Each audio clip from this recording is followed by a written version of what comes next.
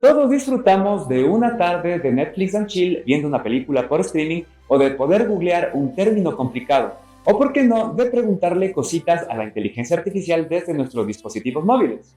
Pero ¿te has puesto a pensar, ¿realmente todos podemos hacerlo? ¿Quién se queda atrás en el acceso a estas tecnologías? Sí, hay personas quienes no pueden acceder fácilmente a muchos de nuestros privilegios tecnológicos. A esto se le llama la brecha digital. Esta es la diferencia entre quienes tienen las herramientas tecnológicas y los recursos necesarios para jugar con ellas y aquellos a quienes se les dificulta el acceso. De esto se va a tratar este viaje. ¿Qué pasaría si alguien te dijera, solo puedes jugar esto si es que eres chico? O tal vez, puedes jugar solo si es que vives en la ciudad. En muchos países, las niñas y las adolescentes tienen menos oportunidades para aprender a usar computadoras o acceder al internet, en especial si es que viven en lugares fuera de las principales ciudades. En el programa de hoy queremos responder a la pregunta, ¿a quién afecta la brecha digital y cómo podemos acortarla? ¿Y por qué esto es importante? Si no tienes acceso a internet o a los medios necesarios para acceder a la tecnología, puedes estar perdiendo una oportunidad para educarte, adquirir habilidades laborales o simplemente para expresarte en el mundo. Si la vida fuera una carrera, es como si tuvieras que correr descalzo mientras otras personas tienen el mejor equipo para competir. Hoy tenemos un programa increíble con invitadas increíbles como en todas las semanas y recuerden que este viaje comienza los sábados a las 18 horas en todas nuestras plataformas digitales y de nuestros aliados OEI Ecuador, Puna Ecuador, y además este programa se retransmite por radio en Cultura FM 100.9 los domingos a las 11 de la mañana. Yo soy Ro Vallejo, divulgador científico, profesor y estudiante de doctorado en gestión tecnológica aquí en la Escuela Politécnica Nacional. Hoy voy a ser su conductor designado en este viaje para conocer sobre la brecha digital en Ecuador. Por supuesto, agradecemos nuevamente a OEI Ecuador, también a Cultura FM 100.9 y a la Facultad de Ciencias Administrativas. ¡Despegamos!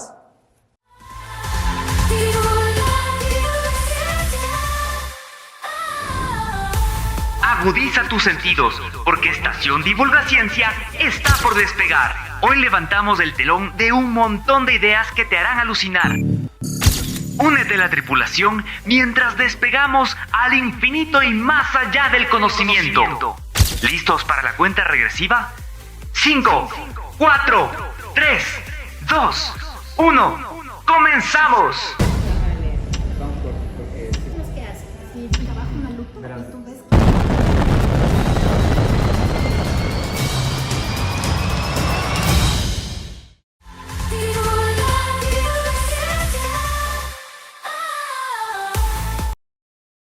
Algunos de los factores que influyen en la brecha digital son, por ejemplo, factores económicos. Algunas personas que no tienen suficientes ingresos o que pertenecen a comunidades en las cuales pueden encontrar dificultad para comprar dispositivos electrónicos pueden tener un acceso más difícil a este tipo de tecnologías.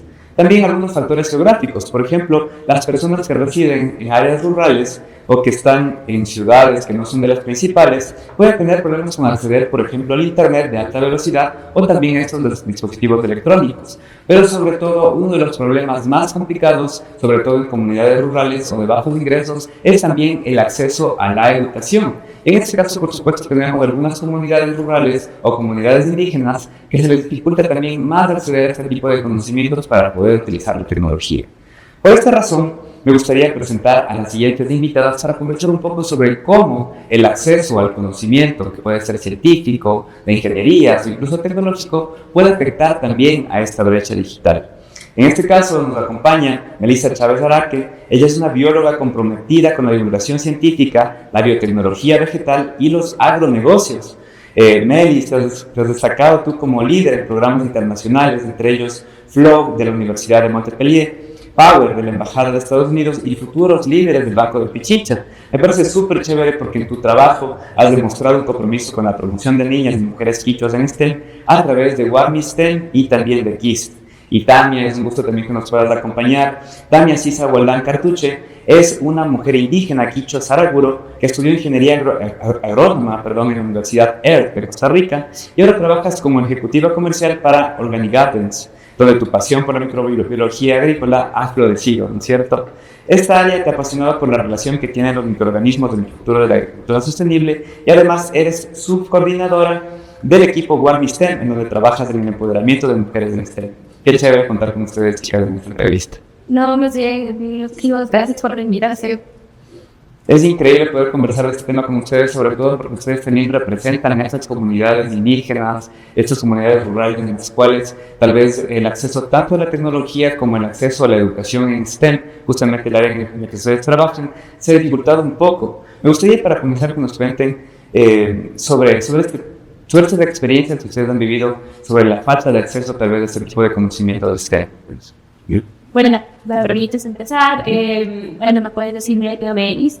Yo soy de una comunidad que se llama El Morlán. Está en la parroquia de Matach, en Cotacach. Entonces, solo recalcar primero eso porque a veces, no sé, tal vez pensamos como estamos en parte urbana, no nos fijamos tanto en la brecha que estamos viendo en la parte tecnológica, en la parte de la educación. Y cuando una persona va a una comunidad que hasta el día de hoy, pues, por ejemplo, uno de los servicios básicos, por ejemplo, el alcantarillado todavía en todas partes, y también la parte, por ejemplo, de algo súper simple como realizar una llamada, es muy difícil. Entonces, es un poco extraño y también lleva como una gran responsabilidad porque claro, uno está público en la ciudad de que todas las personas tenemos básicamente todo a la mano y luego va a una comunidad y dices como ¿qué pasó? Porque han pasado, bueno, desde que yo nací, 25 años y el trabajo ha sido súper intenso, golpear muchísimas puertas para tratar de tener esta misma educación que tenemos en la ciudad, también tenerlo en la parte de la comunidad. Y aún sí, es muy, muy complicado, porque al día de hoy siguen existiendo muchas instituciones que son unidocentes. Entonces, y no puede estar pasando eso, porque simplemente la unidocencia, pues, refleja la falta de calidad que tiene que tener el sistema de educación ecuatoriano. Por supuesto, de hecho, creo que es algo que es importante resaltar, ¿no es cierto? Las personas que vivimos en la ciudad, que tal vez se nos facilita acceder a ese tipo de programas a través de streaming, a través de diferentes medios de comunicación, muchas veces no analizamos cuáles son las personas que se quedan afuera de ese acceso, ¿no es cierto? Tanto de las tecnologías de comunicación como también de los dispositivos, por ejemplo, tecnológicos que a veces utilizamos para comunicarnos. Entonces, bueno, ustedes han podido acceder también a este tipo de educación. Me gustaría, pero conocer también cuáles son ciertos desafíos para poder acceder y generar el tipo de educación a que ustedes han podido acceder. Sí, a ver, el tema de como tocando un poco de lo anterior también, cortito, el tema de cuáles son las limitaciones que tienen las comunidades. Y estas comunidades no son precisamente comunidades indígenas, ¿no? Justamente por las características que tiene mi trabajo y que tengo que viajar un montón, he tenido que estar también en comunidades muy, muy como lejanas, en la costa, en la Amazonía, en la sierra, y realmente el problema de una pésima calidad de educación, comunidades que no tienen acceso a tecnología o incluso pues a dispositivos, ¿no? Para conectarse, que se a internet y demás, se ve en realidad en todos los sectores, ¿no? Si bien es cierto, los pueblos indígenas han sido uno de los más golpeados en este sentido, yo sí quería como nada más mencionar que es bastante holístico, tristemente, ¿no? Y bueno, en educación, yo tuve la dicha y la fortuna de ganar una beca para estudiar en el extranjero, específicamente en Costa Rica. Y para mí, pues, ha sido uno de los mejores regalos que me ha dado la vida, porque viajar a Costa Rica y estudiar específicamente en la Universidad Earth, que es una universidad privada con una educación de calidad, de excelente calidad, pues me ha cambiado la vida y ha también cambiado mi forma de pensar, ¿no? Pero ¿cuáles han sido como las limitaciones para llegar a ello? Bueno, creo que sí es importante mencionar la edad. Tengo 27 años y esto hace como un poco, lo menciono como para entender más o menos en qué año yo cursé el colegio. Yo me gradué en el 2014 del colegio, y también hice como un técnico en ciencias agropecuarias.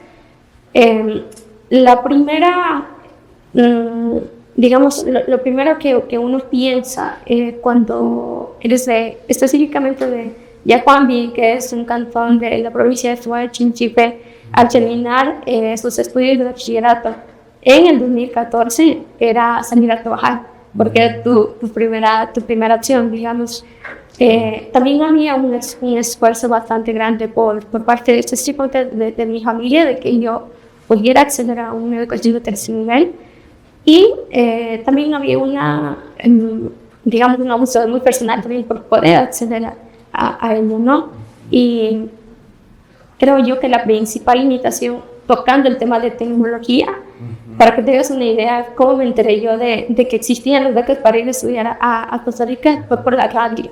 Ah, qué interesante. Ni siquiera por un teléfono, no fue por una computadora, no fue por un medio digital, fue por la radio. Entonces, eso es como tocando también, ¿no? Como este tema de la brecha digital es bastante transversal en realidad a cualquier tema, creo yo que se pueda abordar. Entonces, uno por la radio y dos, literalmente por el parlante del municipio, como del GAD cantonal, ¿no? Entonces, hablando, ¿no? del 2014, y claro, es una limitante muy grande porque incluso, ¿qué pasa con los familias que no tienen una radio? ¿No? O que no estaban en ese momento escuchando la bocina del... Ahorita, por ejemplo, nos cuentas que te has enterado a través de la bocina del municipio. De hecho, fue a través de ello y después en la radio. Entonces yo dije, ok, yo me quiero postular. Si bien en el 2014 no tenía como muy claro qué era lo que yo quería estudiar en la universidad, sabía que tenía que estar relacionado con algo de ciencias, y de hecho cuando veo a Meli digo, yo quería estudiar biología, era lo que en ese momento decía, como creo que a mí me llama mucho la atención biología. Bueno, al final la agronomía definitivamente es algo que me apasiona, pero mira, esa es una limitante, ¿no?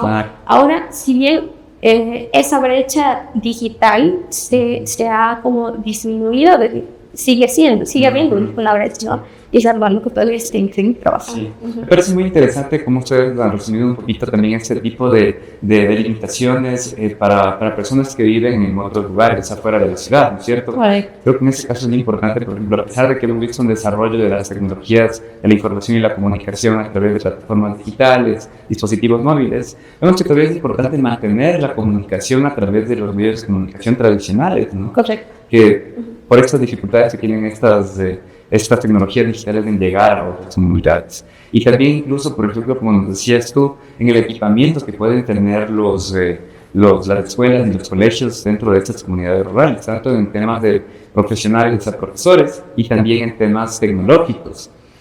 Ustedes, por ejemplo, creo que buscando también este crecimiento profesional, han buscado no solo salir de la comunidad, sino también acceder a este tipo de educación en otros países, o tal vez en las ciudades municipales. Por ejemplo, tú me dices, cuéntanos un poquito más sobre tu educación. ¿Cómo pudiste estudiar lo que estudiaste? Wow, eres muy fuerte, porque, claro, yo nací en la comunidad de Morlán y estuve ahí por 2 años. Yo soy la primera mujer de mis hijas. Mis papás tuvieron que emigrar a la ciudad justamente por temas de trabajo. Entonces, yo crecí en la ciudad de Ibarra hasta los 12 años. Yo me considero, bueno, no sé, de corazón, soy ibarreña. Entonces pude acceder a una educación, bueno, en escuela Quizal, que era la única indígena desde el jardín hasta terminar el colegio, o sea, siempre. Entonces, es súper fuerte porque primero, bueno, ahora, como lo veo, siento que no sufrí como tanta discriminación como muchas otras personas, pero mis papás sí.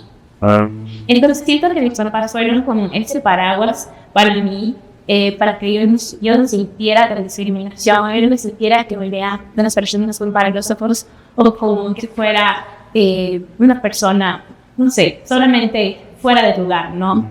Entonces, y todo eso, siento que ahora lo veo y digo, wow, o sea, estoy como sumamente agradecida por mis papás porque fueron como ese paraguas cuando no sabía que lo necesitaba, y también porque eso también permitió que las personas que ahora tenemos como mentoras o ángeles desde la escuela, desde el colegio, permitieran verme a mí como alguien que sí puede, muchísimo.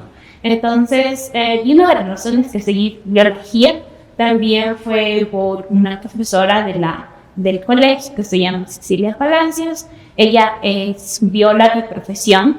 Yo no era muy buena en biología, que digamos, pero esta profesora me inspiró muchísimo. Me inspiró muchísimo. Con ella hicimos la monografía, los proyectos y un montón de cosas. Y siempre me decía, o sea, vuela muy alto, sueña muy alto. Sí. Apunta a la luna, aunque veas al águila, pero si la pones al águila, tal vez desde la piedra. Y el mismo esforzarse por, pues, alcanzar esa luna también.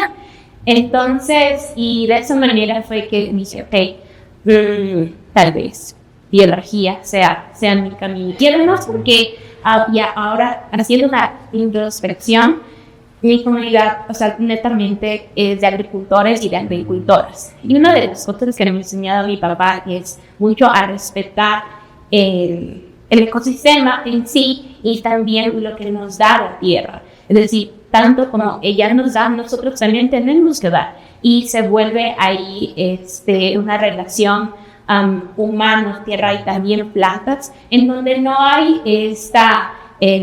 por decirlo así, no hay yo me voy a aprovechar de esto, ¿no? Entonces, y de esa manera dije, ok, y con la biología, ¿qué puedo hacer para entender y para respetar lo que la naturaleza, lo que el ecosistema, lo que la mamá nos tiene que dar? Entonces, de esa manera llegué a estudiar biología. Qué chévere. Bueno, aquí vemos también una influencia bastante, tanto de su familia, que ha apoyado también en la realización de sus sueños. Primeramente creo que en soñar, ¿no? En soñar alto. Ajá. Y también de algunas mentoras que les ha influido, por ejemplo, seguir su carrera universitaria. Ahora, a mí me parece súper chévere porque ustedes desde sus propias experiencias han vivido estos desafíos adicionales para poder acceder a la educación. Pero ustedes justamente por eso trabajan en desarrollar un proyecto que ayude a otras personas para poder alcanzar sus sueños. Se han convertido prácticamente en las mentoras de más chicas, sobre todo para que puedan alcanzar este tipo de educación extrema. Cuéntanos un poquito más sobre Warmisten. Warmisten, que viene de la palabra en quichua que significa mujer, no Warmi, mujer, y están de Science, Technology, Engineering and Maths, que pues en resumen sería ciencia, tecnología, ingeniería y matemáticas, ¿no? Esta como una idea de proyecto, como un grupo de mujeres en realidad, como se les quiera llamar, pues es realmente una idea que nace de Leticia Tijuana, que es miembro también y fundadora de Warmisten, y sobre todo de las experiencias propias suyas, de las necesidades, las limitaciones y demás que ella tuvo, justamente en este mismo proceso que acabamos de narrar, ¿no? de cuán limitante fue acceder a tales y tales oportunidades, qué es lo que uno vive y atraviesa cuando es una mujer indígena de una comunidad rural. Entonces todo esto justamente en la búsqueda de brindar esas otras oportunidades, o de una u otra manera brindar un soporte para otras mujeres subir, nace Warmisten.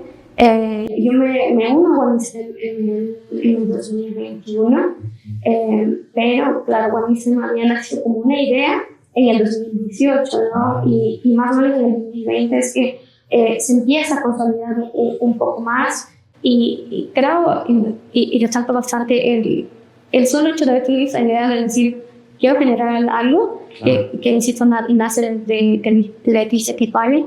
Hoy en día Warmisten es un equipo que está consolidado por mujeres indígenas.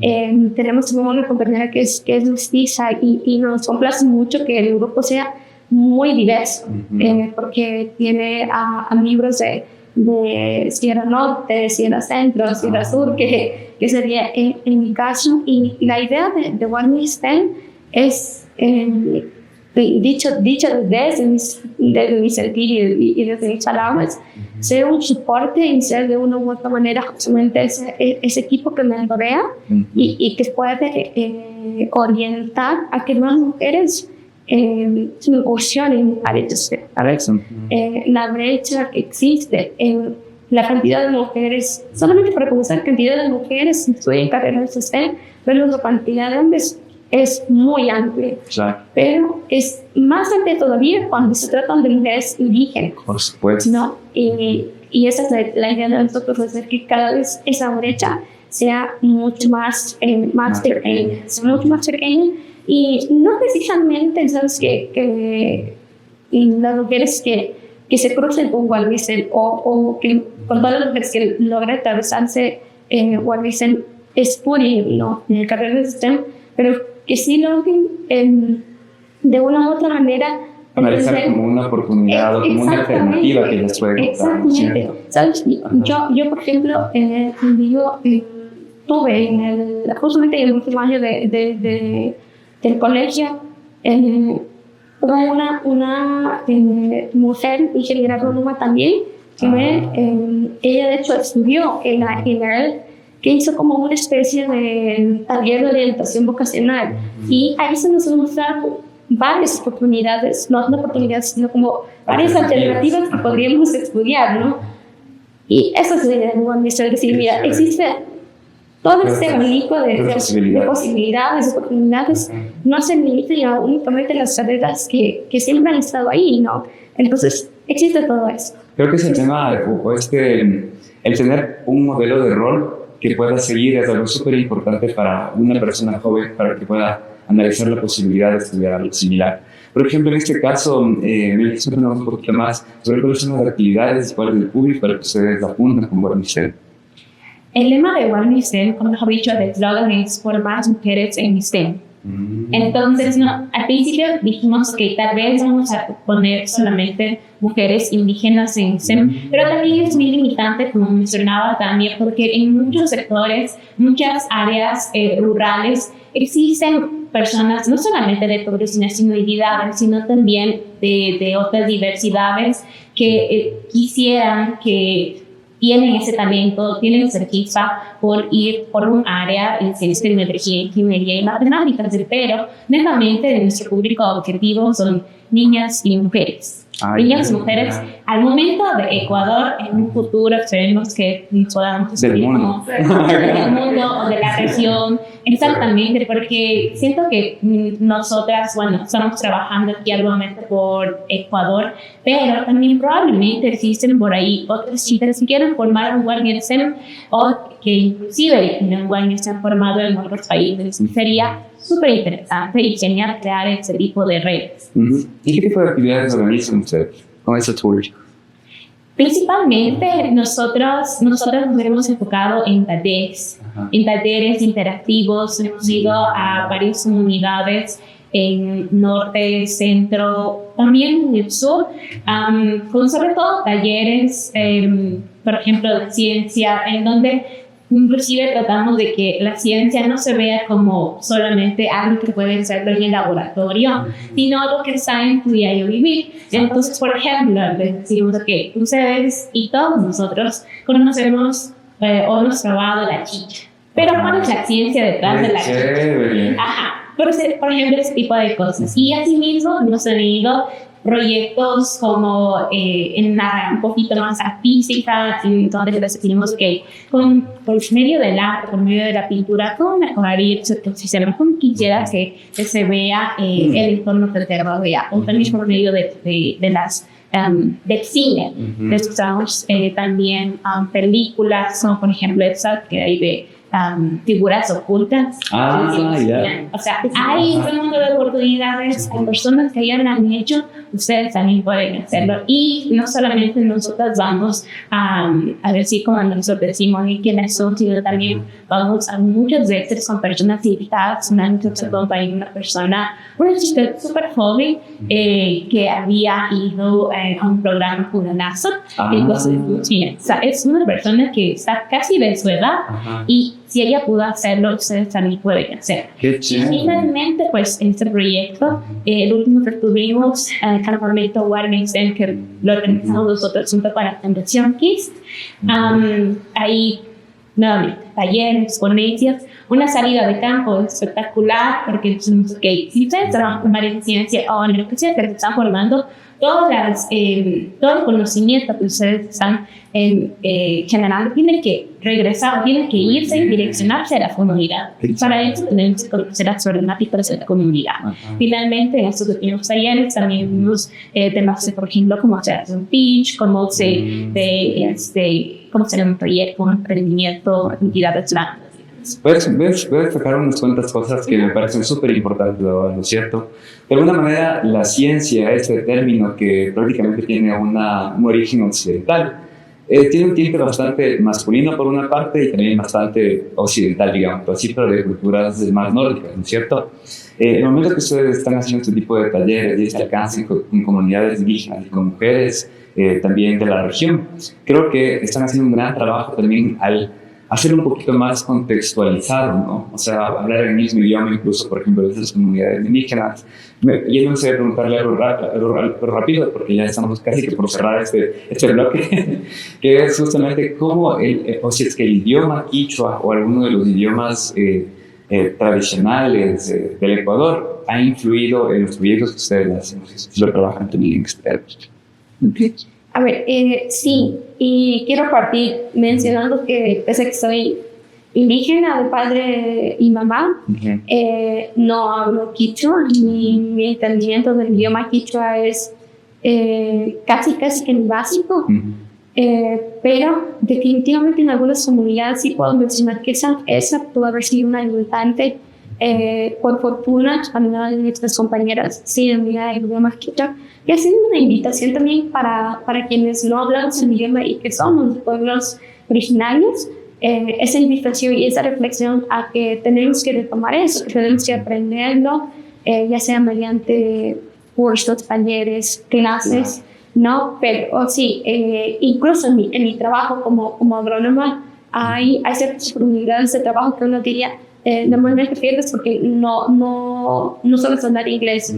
En algún momento yo partí una oportunidad de hablar por no saber hablar quichua. Claro, porque el proyecto, exacto, porque bueno, claro, hay un montón de años que han pasado, ¿no? Desde que, por ejemplo, a nuestros padres les limitaron el hablar el idioma quichua, a hoy proyectos para comunidades rurales que pretenden que se hable en ese idioma, en el idioma de esas comunidades rurales, ¿no? Entonces, sí ha sido en algún momento una limitante, no puedo decir que es algo que nos ha frenado, pero pues sí hay esa reflexión a aprender el idioma y a las comunidades hablar. Muchas gracias, Tania, muchas gracias, Melissa. Creo que nos quedamos con algunos mensajes. Por ejemplo, acá vemos que tanto la educación, que por lo general, sobre todo la educación en STEM o la educación en ciencia y tecnología, está en inglés para poder llegar a ese tipo de comunidades que tal vez no pueden acceder fácilmente a esos conocimientos. También es importante hablar de una manera contextualizada y también incluso en su propio idioma para poder alcanzarlos. Entonces, esa tal vez es una parte de la brecha digital que queremos abordar en este programa. Y por supuesto también la educación que falta en ciencia, tecnología, matemáticas, ingeniería en la que ustedes están trabajando. Les felicito mucho por su trabajo y muy feliz de contar con ustedes. Muchas gracias. Pues chicas, regresamos después de un pequeño corte con más proyectos de inclusión digital y sobre educación para poblaciones que normalmente no pueden acceder a la tecnología. Volvemos en un ratito.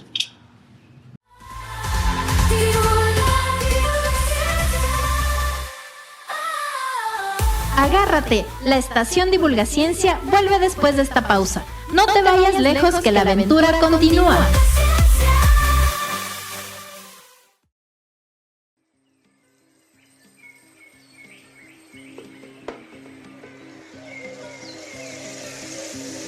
Cultura FM 100.9, la radio de las diversidades. Desde los movimientos sociales en medio de la lucha.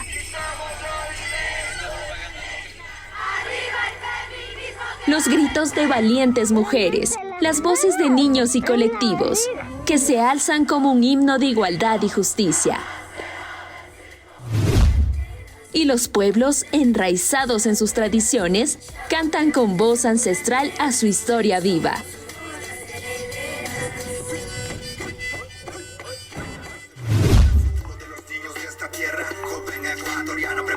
Los movimientos urbanos, vibrantes y rebeldes, llenando las calles de música y alzando la voz de sus luchas a través de su arte.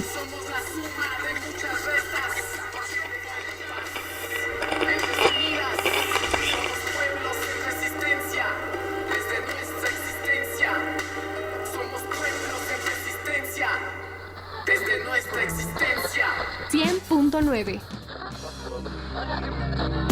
En esta sinfonía de diversidad y cosmovisión, la comunicación se alza como un puente de libertad, donde las voces diversas encuentran su espacio, tejiendo un tapiz de entendimiento y diversidad. Así somos, la voz de las luchas, donde la música y la palabra se entrelazan, donde la diversidad florece en cada nota y la cosmovisión se expande en cada verso, donde cada voz tiene un lugar y cada historia importa. Somos Cultura FM 100.9, la voz de las diversidades.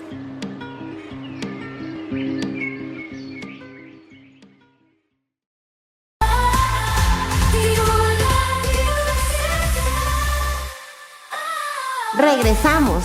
Nos embarcamos nuevamente hacia el asombroso universo de la ciencia y la tecnología.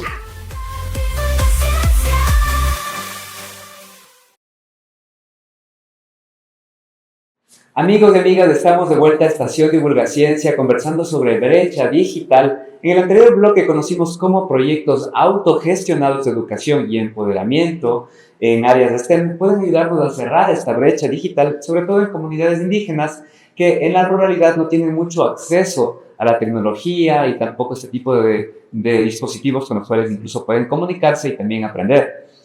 Pero ¿qué pasa con otros grupos de atención, como por ejemplo adultos mayores y también personas con discapacidad? Para responder a esta pregunta nos acompañan también dos invitadas increíbles. Y contamos con Mayra Carrión Toro. Mayra, eres una destacada investigadora y profesora en informática, con títulos de doctora, maestría e ingeniera en sistemas informáticos en la Escuela Politécnica Nacional del Ecuador. Y también nos has contado que diriges varios proyectos, tanto de investigación como de innovación educativa, ¿no es cierto? Eres miembro de grupos de investigación como SICTI y también coordinadora del laboratorio Ludolab. Dentro de esta trayectoria cuentas con 30 publicaciones indexadas y relacionadas con la ingeniería de requisitos, gamificación, juegos serios y también TICs. Kerly también nos acompaña como estudiante de ingeniería de software en la Escuela Politécnica Nacional también, y coordinas a los estudiantes que participan en este proyecto de inclusión digital, siendo miembro activo del proyecto Ludolab. Tienes una gran pasión por la tecnología y también por el impacto social, y con esto contribuyes también al desarrollo de iniciativas que promueven el acceso equitativo al mundo digital. Es un gusto contar con ustedes, chicas. Muchas gracias por acompañarnos en Estación Divulgaciencia. Y para comenzar, me gustaría también resaltar uno de los factores, o mejor dicho, un par de factores que también contribuyen a esta brecha digital, como por ejemplo factores educativos. Sin que las personas cuenten con la respectiva alfabetización digital, es menos posible que puedan acceder a utilizar este tipo de dispositivos tecnológicos, ¿no es cierto? Y por otra parte, también factores sociales, como pueden ser brechas generacionales, incluso que se les puede dificultar adaptarse al uso de este tipo de dispositivos. Y un poquito más para conocer sobre sus proyectos. Conocemos que este proyecto de inclusión digital más o menos ha comenzado desde el 2014, ¿cierto? ¿Cómo ha sido su experiencia construyendo y colaborando con este tipo de proyecto, Mike? Sí, bueno, muchas gracias por la invitación. En verdad, este proyecto, como bien dices, pues ya lleva algunos años, desde el 2014-2015. Es un proyecto que ha sido insignia dentro de nuestra institución educativa, un proyecto que ya ha capacitado a más de 3.000 personas. Wow. ¿Sí? Es un proyecto que está cambiando vidas. ¿Por qué? Porque contribuye con la integración tecnológica de los grupos de atención prioritaria, ¿no? Entonces, es algo increíble ver cómo las personas se sienten motivadas al acceder a la tecnología. Uh-huh. Principalmente, Mayra, nos has contado que, por ejemplo, ustedes trabajan con proyectos de inclusión tecnológica y digital con adultos mayores, con personas con discapacidad y también incluso con docentes del Ministerio de Educación. Cuéntanos un poquito sobre estos 3 públicos a los que ustedes están apuntando. Ya, sí. Bueno, nosotros pues trabajamos, como bien dices, con los grupos de atención prioritaria. ¿Quiénes son? Son personas de adultos mayores, personas con discapacidad, personas de personalidad inconclusa y también personas o docentes del Ministerio de Educación, quienes los capacitamos en herramientas tecnológicas, ¿no? Estos grupos de atención prioritaria en sí, pues les capacitamos en la parte de informática básica. Uh-huh. Ellos pues tratan de relacionarse con la tecnología desde lo más sencillo. Nosotros les capacitamos de manera individualizada. ¿Con quiénes? Con nuestros estudiantes de la Facultad de Ingeniería de Sistemas o diferentes estudiantes de algunas carreras que están relacionadas a la parte tecnológica. Capacitamos de manera, como bien digo, pues de manera individualizada, y en cambio a los grupos que son del Ministerio de Educación, les capacitamos en la parte de tecnología para que ellos puedan replicar dentro de sus aulas de clase. Qué chévere, Mayra. A mí me parece increíble, sobre todo porque no muchas veces pensamos en cuáles son las personas que se están quedando atrás en este tipo de habilidades tecnológicas. Normalmente, por ejemplo, pensamos en cómo profesionalmente podemos aprender nuevas habilidades de tecnología para mejorar nuestro perfil y, por supuesto, para acceder de mejor forma a esas tecnologías que nos permiten analizar la información o trabajar con información. Kelly, me gustaría preguntarte ahí, ¿desde qué momento surgió tu interés por, en lugar, por ejemplo, de seguir construyendo también tu perfil profesional con nuevas habilidades, transmitir las habilidades que tienes a esos grupos de atención prioritaria? Bueno, primero es algo bastante humano, viéndolo de la parte social, pues el querer ayudar con algo que tú ya sabes y tal vez el gestionar también otros centros, porque pues coordino a todos los estudiantes y todo eso. Entonces, el tú dar algo de ti a otras personas te hace, en la parte profesional, te hace ser mucho más humano. Y no simplemente enfocarte en que tú debes saber diferentes lenguajes de programación, usar diferentes tipos de herramientas, sino también ver que existe otra parte. No solamente eres un profesional, también eres una persona social, una persona humana que también puede expresar todo lo que sabe a otras personas que tal vez no. ¿Cuál ha sido la respuesta de esas personas que han sido capacitadas por usted? Obviamente creo que esto es transformacional, ¿no es cierto? Una persona que no tiene estos conocimientos sobre cómo relacionarse con la tecnología, para mí es como hablar un nuevo idioma, ¿no? Puedes comunicarte mejor, puedes acceder también a mejores trabajos, pero en la práctica, ¿ustedes cómo han evidenciado que han cambiado esas vidas, ¿no? Es importante mencionar, por ejemplo, aquí que al momento de que nosotros hemos capacitado a estos grupos de atención prioritaria, como bien lo dije, pues ha cambiado muchas vidas. ¿Por qué? Porque ellos han hecho emprendimientos con esto, ¿no? Al momento en que conocen la parte tecnológica, ellos pues han tratado de crear sus propios emprendimientos y los han logrado pues publicar dentro de las redes sociales, dentro de la parte de Mercado Libre. Y en cambio, en la parte de los docentes que hemos capacitado, pues ellos han adquirido más habilidades, ¿no? En la parte de utilizar tecnología y poderla transmitir con esa tecnología sus conocimientos a sus estudiantes. Por ejemplo, antes no sabía, realizar diferentes evaluaciones, ¿no es cierto? Con la parte de gamificación, pues han incluido diferentes herramientas o aplicaciones para hacer motivación dentro de sus aulas de clase, o hacer más interactivas las clases, no simplemente de pizarrón y con marcador, ¿verdad? Como antes se utilizaban, sino utilizar diferentes aplicaciones de juegos educativos dentro de sus aulas, en donde nosotros también dentro de la parte de inclusión digital, pues les hemos mostrado diferentes alternativas, como son estos juegos educativos que ellos pueden plasmarlos dentro de sus aulas de clase y poderles ayudar a sus estudiantes con este aspecto motivacional. Por supuesto. Entonces, es algo enriquecedor también para ellos. Sí. Aquí vemos que han transformado estas vidas de dos formas específicamente, ¿no es cierto? Sí. Sobre todo afectando, influyendo en dos factores que pueden hacerle más grande, podemos decir así, a la brecha digital, ¿no es cierto? Por una parte, ustedes han brindado de herramientas tecnológicas para mejorar el aprendizaje y también la educación. Esto vimos que era algo prioritario durante la pandemia, cuando no pudimos acceder a lugares presenciales para aprender y enseñar, ¿no es cierto?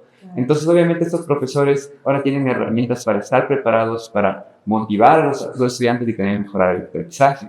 Y por otra parte, también en el tema de acceso a oportunidades económicas. Estas personas que no tenían conocimiento sobre cómo, por ejemplo, vender a través del Internet, ahora pueden hacerlo. Nos has mencionado también una herramienta bastante interesante que es la gamificación.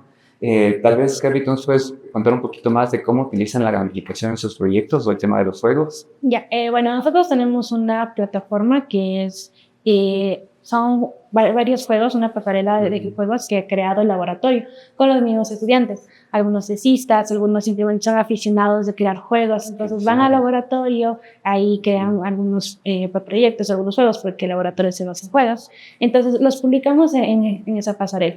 Claro, esa plataforma está pública, cualquiera puede ingresar, cualquier profesor, y muchos de esos juegos pues son para educación. Tenemos, por ejemplo, Ludominga, que es varios juegos tiene en esa plataforma, y pues ahí es donde los profesores ingresan y pueden utilizar eso para sus clases, o algunos también son propios de la universidad, pueden conocer la universidad, cómo es por dentro y hacer una visita. Entonces tenemos todos esos juegos que les ayudan también a los profesores para dar sus clases y también para que puedan entretenerse otras personas.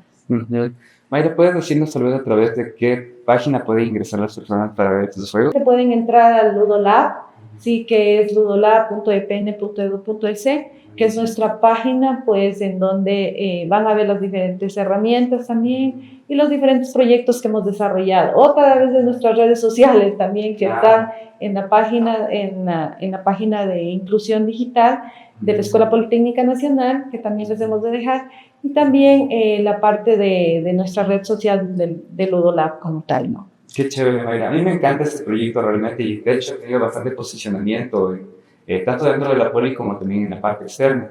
Yo creo que también es tanto por el impacto que ustedes han tenido, nos han comentado que han trabajado con 3.000 personas alrededor de 3.000 personas aproximadamente, y también han tenido reconocimientos internacionales por la OEA y por la UNESCO. ¿Qué lecciones han aprendido tal vez de ese tipo de alianzas internacionales que ha potenciado su trabajo? Ya, algo, como bien mencionan, nuestro proyecto de inclusión digital ha sido reconocido como una práctica inspiradora a nivel nacional e internacional por la Organización de Estados Americanos, lo cual pues nos ha dejado como una gran satisfacción, ¿no? El que otras universidades, cuando fuimos a exponer pues el proyecto de Guayaquil, a esta organización y a las diferentes instituciones que estuvieron invitadas a nivel nacional e internacional, pues se dieron cuenta que dentro de la universidad existen proyectos de vinculación que ayudan a estos grupos de atención prioritaria y cómo no, pues en esta parte tecnológica, ¿no? O sea, fue algo enriquecedor, se podría decir, tanto para todas las universidades, para que ellos vean también y puedan replicar a este proyecto, ¿no? Como tal, y por la UNESCO nominados para que podamos concursar igual a nivel nacional e internacional, pues que demostremos todo lo que trabajamos dentro del Ludolab con los diferentes proyectos y cómo estos proyectos cambian vidas y ayudan a las diferentes sociedades, ¿no? Sea en nuestro país o a nivel internacional. Y también fue reconocido por el municipio de Quito como una práctica sostenible, como bien se puede ver dentro de las redes sociales nuestro proyecto, a raíz de que hubo esto de la pandemia, pues también cambió se podría decir, en la parte de capacitaciones presenciales que teníamos. Ahora las llevamos de manera virtual también, de manera híbrida, es decir, capacitamos dentro de los laboratorios de nuestra Facultad de Ingeniería en Sistemas, en el laboratorio Ludolab y en otros laboratorios que nos brinda o nos apoya la Facultad de Ingeniería en Sistemas a través de nuestro decano, pues utilizar los laboratorios en donde reciben clase nuestros estudiantes y ellos son quienes capacitan. Entonces es algo increíble cómo se puede ver el apoyo y cómo también pues nuestras autoridades quieren apoyar al proyecto y que pueda seguir compartiendo el conocimiento a los grupos, ¿no? Y sobre todo que pueda crecer también, sí, ¿no es cierto? En el tiempo. El impacto que ustedes han tenido también con sus grupos de atención ha sido increíble. Felicito mucho por ese trabajo, sobre todo por esa constancia, porque no hay muchos proyectos realmente universitarios que tengan un impacto directamente en la comunidad.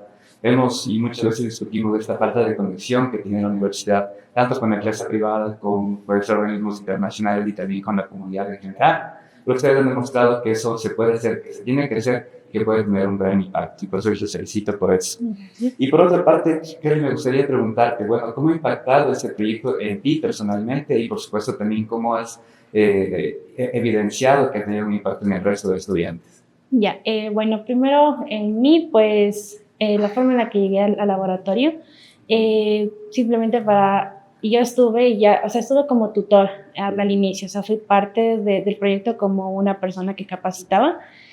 Para pasar el tiempo, pues ya la profesora me dijo que vaya para coordinar a todos los estudiantes. Entonces, el saber cómo se gestiona con los estudiantes, cómo se planifica los tiempos, un poco manejar todo eso, me ha ayudado bastante, por lo que en mi profesión pues también necesito que todas esas planificaciones vayan bien. Eso a nivel personal. En cuanto con las personas, pues el impacto que me di es que, bueno, hay una señora, se llama la señora Blanquita, ella crea disfraces para las patinadoras. Entonces ella, una vez estábamos conversando y me contaba que ella llevaba todo en un cuaderno, ¿no? Entonces muchas veces toda su contabilidad, cuántas cosas vende, qué no más necesita, y todo eso lo llevaba en cuadernos. Entonces dice que a veces se lo perdía, que no entendía lo que escribía. Entonces ella ya entró a inclusión, estuvo ahí con nuestra capacitación y todo, y le gustó aprender Excel. Entonces dice que ahora cambió todo eso y lo maneja en Excel. Entonces, como que el ver, y es una persona bastante mayor, tiene alrededor de 60 años, entonces, que la señora sepa utilizar eso y le sirva para su trabajo, me enorgulleció bastante, además de que ella pues lo comunicó con sus familiares y así fuimos como creciendo más de la misma experiencia de las personas, no por medio de nosotros ir, vengan y así, sino que ellos mismos dan su propio testimonio y dicen, a mí me sirvió, puede que a ti también. Entonces así van trayendo más personas. Sí. Entonces ese es lo que más me ha llamado la atención. Y con los estudiantes, pues también como se les recompensa con horas de servicio comunitario, entonces también riegan la voz en toda la universidad, y ya tenemos personas que son de otras facultades, tenemos de economía, tenemos de eléctrica, y así vamos extendiéndonos no solo a la facultad, sino ya a otras áreas en la universidad. Wow, me parece valiosísima esta experiencia que tienen los estudiantes, ¿no? De conocer la realidad de las personas que normalmente no podían acceder a este tipo de herramientas tecnológicas. Maya, ¿quieres contarnos tal vez un poco de cuáles son los siguientes pasos para el proyecto? Sí, como siguientes pasos hemos terminado la edición 21, sí, actualmente vamos a realizar la edición 22, ya igualmente de manera híbrida, de manera presencial y virtual con nuestros estudiantes. Los estudiantes, como bien decía Kelly, pues desarrollan sus habilidades blandas, eso es lo más interesante, ¿no? Que aprenden también de nuestros beneficiarios, ¿sí? Yo les he dicho, al ponerse ustedes en los zapatos de ellos, pueden darse cuenta de la necesidad quizá que tienen ellos, ¿no? Entonces es algo súper increíble. Yo le he dado muchas gracias a Dios por la oportunidad que nos ha dado de servir, o sea, de servir en verdad con nuestros estudiantes, porque no solo soy yo, ¿no? Es un conjunto de personas. En eso también está apoyando Kelly, que es una de las personas que se ha integrado en la parte de coordinación. Siempre igualmente he tenido otras personas también que han estado, pero Kelly ha puesto el corazón cuando hay personas que nuestros estudiantes en verdad ponen el corazón en el proyecto. A veces no es que, sí, solo por las horas, no, siguen, o sea, siguen a pesar de que terminaron el proyecto ya y las horas tuvieron, siguen, me dicen, me llaman y me dicen, profe, ¿puedo continuar en el proyecto? Claro, bienvenido. Siempre que tengas tu voluntad, recuerden que aquí no están presionados, simplemente es voluntario el trabajo, no es que nosotros igual cobramos a los beneficiarios, no, nosotros recibimos apoyos de instituciones externas que nos apoyan o nos brindan su apoyo, hacemos convenios de cooperación y con ellos pues trabajamos de manera conjunta, ellos nos dan beneficiarios y nosotros les ayudamos en las capacitaciones, ¿no? Entonces, estamos ahora en la edición 22 que va a arrancar en las vacaciones con nuestros estudiantes igual, que están súper motivados. Ayer tuvimos una inducción con ellos, siempre tenemos la inducción y en la parte de inducción pues hacemos, como bien dicen, ponerse en los zapatos de ellos, ¿no? Como decía alguien cuando nos capacitaba, que era del Ministerio de Inclusión Económica y Social, a ver, cojan un lápiz, pónganselo en la boca y comiencen a escribir. ¿Qué tan difícil les pareció, no es cierto? Esta experiencia, decían, muy complicado. Entonces pónganse en los zapatos de ellos y vean la realidad que viven ellos, ¿no? También, como hemos visto, hemos capacitado a diferentes grupos, como bien decía, y esas personas con discapacidad venían de hogares donde tienen, les dejan a los niños, ¿no? Y pues ellos se van criando y estas personas les traían en un bus. Entonces venían, me acuerdo, a recibir clases aquí en la Escuela Politécnica Nacional, fue con un convenio con el Ministerio de Inclusión Económica y Social, ¿no?, de los hogares, que los traían a estos jóvenes, y venían a recibir clases con los estudiantes de nosotros, pues, y les decían: hermano, ¿cómo estás? Muchas gracias, vengo a verte, por fin pude salir de la casa hogar, ¿no? Entonces ellos se sentían súper felices al venir a recibir clases. Igual nuestros adultos mayores, cuando vienen acá o cuando se conectan, pues es verles esa satisfacción, esa alegría, es tan emocionante que hemos derramado lágrimas, podría decir, ¿no? En cada ceremonia, al final, cuando les graduamos o cuando les ponemos la museta, la capa, esa satisfacción de ver a la familia que invitan, porque ellos se sienten súper felices al culminar, ¿no?, esa capacitación, y súper orgullosos. Entonces, estamos, como bien te digo, en la edición 22 y vamos a arrancar. Esos son los siguientes pasos que tenemos y seguir trabajando, o sea, no nos vamos a quedar ahí hasta que, pues, Dios nos permita continuar. Vamos a seguir trabajando siempre en beneficio, ¿no?, porque, como bien dice, al servicio de la comunidad es el lema de la Escuela Politécnica Nacional. Qué chévere, María. Bueno, yo les felicito mucho por este proyecto, por los resultados que han tenido, incluso también por el impacto que este proyecto les ha devuelto a ustedes. No sé, se ve que realmente están muy motivadas, se ve esa satisfacción que les da también a la sociedad de nuestros conocimientos que se desarrollan en la poli. Solo como una última pregunta y para cerrar este bloque, y es una pregunta un poco más personal, se puede decir. Porque te tengo una preocupación, ¿no es cierto? En este momento, como se ha desarrollado la inteligencia artificial de manera tan acelerada, y eso también va a generar una nueva brecha digital, no solo entre diferentes grupos poblacionales, sino también entre diferentes regiones. Más o menos, ¿cómo piensas, Mayra, que puede afectar este tipo de desarrollo tecnológico a Ecuador en sí, en particular? Bueno, esto de la inteligencia artificial sí ha pegado como un boom, ¿no? Es importante recalcar que no va a reemplazar al ser humano, no pienso, porque si nosotros nos volvemos tan dependientes, o sea, de ello, ni siquiera vamos a tener la creatividad para poder crear las cosas, ¿no? Entonces hay que tener mucho cuidado, o sea, como bien digo, es una opinión personal, ¿no? Porque se ve en los estudiantes que ahora todo, o sea, metemos ahí y generamos respuestas o soluciones, las días para pruebas, igual a nosotros nos sirve, ¿no? O sea, como profesores o docentes, de ley necesitamos utilizarlo, ¿no? Pero tenemos que tener mucho cuidado. Nosotros también capacitamos en la parte de inteligencia artificial en nuestras capacitaciones que brindamos, ¿sí? Para que sepan utilizar de manera adecuada las herramientas que existen hoy en día. Claro que va a ser es un beneficio, mejor dicho, para nosotros.